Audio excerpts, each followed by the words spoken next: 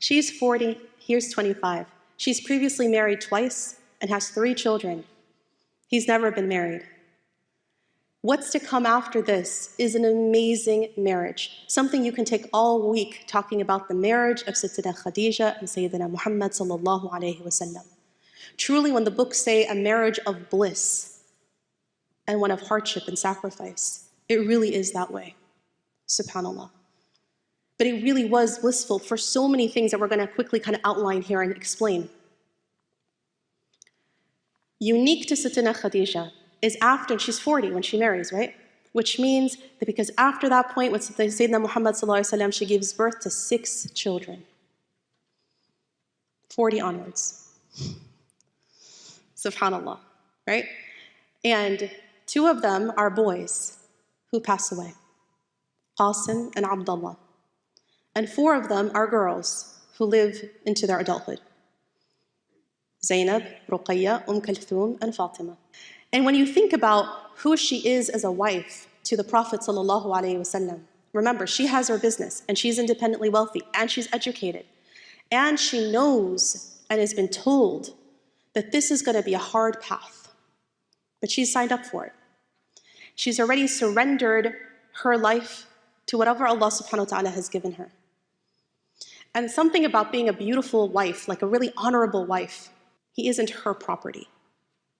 He has a family, and he has parents, and he has siblings, and he has extended members of his family, and he needs to do right by them just like he needs to do right by her in this new family that he's creating. And a good wife pushes her husband towards his family, not away from his family. And this is what we see in Sayyidina Khadija. She reminds him that his milk mother, what's Sayyidina Muhammad's milk mother's name? Halima, is out there. And how is she doing? So she reminds him, check up on the people that were important in your life. And they invite her over. And when Sayyidina Halima comes over to visit with Sayyidina Khadija, can you imagine? She tells her that there's hardships and there's famine and so on. And out of her generosity, Sayyidina Khadija gives her all these sheep and all this wealth, you know what I mean, to go back with her. Not out of honor of the family of her husband. She honors them. There was a milk mother that the Prophet ﷺ had, another one. That was the slave of Abu Lahab, right? And she tells the Prophet ﷺ, why don't we free her? Purchase to free. And he says, this is an amazing idea. He didn't have the wealth, but she did, right? So she's honoring his family, honoring him through honoring his family. Do you see what I'm saying? It turns out that Abu Lahab said no, because Abu Lahab, as you know from the surah, Tabbat yada Abi Lahab wa tab, right? Like, he's not going to agree to this. But later on in life, this milk mother does get freed, subhanAllah, but not in that story, because they do actually try, and he says no. But the story here is, the point is that she honors her husband and honors her husband's family as well.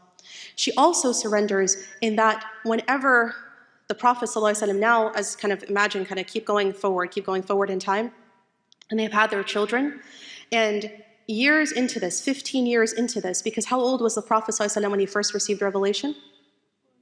40. So they were married for 15 years and had their 6 children, right, in that period of time, before revelation even comes. But when it does come, it's heavy, it's difficult, right? And the Prophet ﷺ doesn't know what this is that's coming. And this is where Sayyidina Khadija plays an incredibly important and pivotal role, right? Because what does she say? Because the first thing that ever happens, the first thing that the Prophet notices that happens, right, is he actually sees Sayyidina Jibreel, the Archangel Gabriel. He sees him and he kind of is frozen because he sees him in the sky. He kind of sees him and he's just frozen, right? Not sure what this is or what to do with this, subhanAllah. And he hears him say, "Oh Muhammad, you are the messenger of God, and I am the Archangel Gabriel." And he's frozen.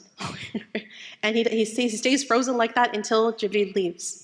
And at that point, as you can imagine, Sayyidina Muhammad runs back, right, to his family, right, runs back to Sayyidina Khadija, and he's just, just very, very unsure of what all of this is, and she calms him down.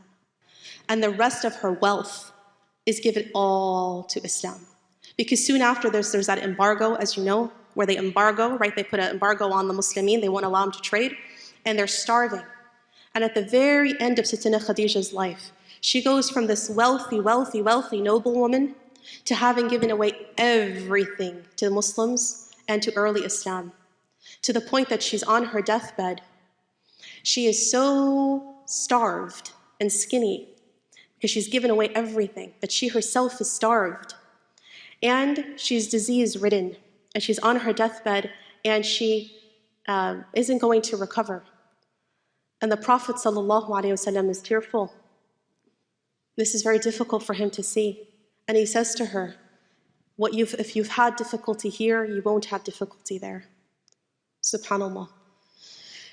And there she is at the very end of her life, until the very end, in full support and dedication to Islam, to allow us to have this Islam, and full dedication as the wife who is able to allow her husband to do this great and noble work, and dedication to her children, to allow them to become the mothers of the mu'mineen that we're going to hear about, at least for Sayyidina Fatima today.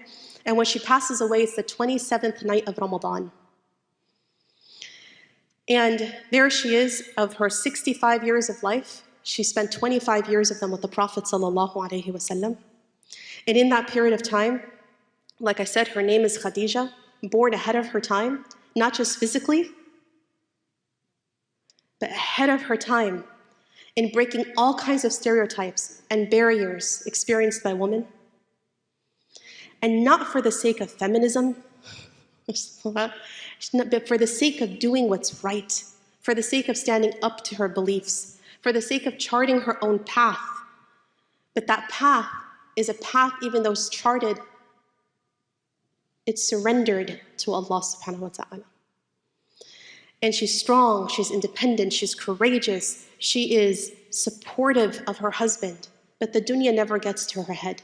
That wealth that she has never enters into her heart.